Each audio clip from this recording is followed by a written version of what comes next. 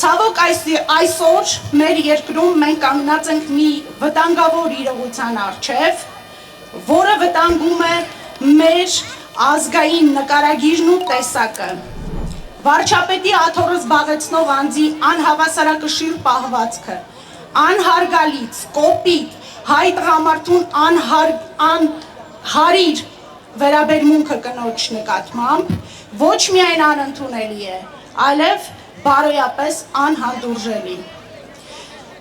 Այս օրինակը չի կարող լինել մեր շրջանավարտների համար որպես ուղենիշ,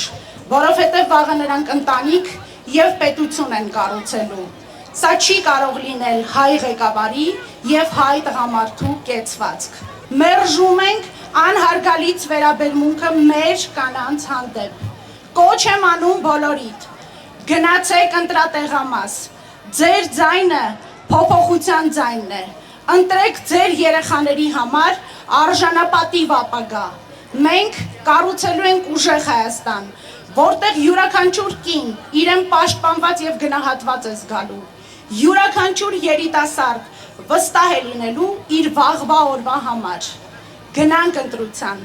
ընտրենք փոփոխությունը, ընտրենք արժանապատիվ ապագա մեր երեխաների համար, ընտրենք ուժեղ Հայաստանը, իսկ որն է ուժեղ Հայաստանի համարը, համար 3, ուժեղ Հայաստանի համար 3, շնորհակալ եմ։ Բաժանորդագրվեք Արմաթ մեդիայի ալիքներին սոցցանցերում, հետևեք մեզ նաև Արմաթ մեդիա AM կայքում։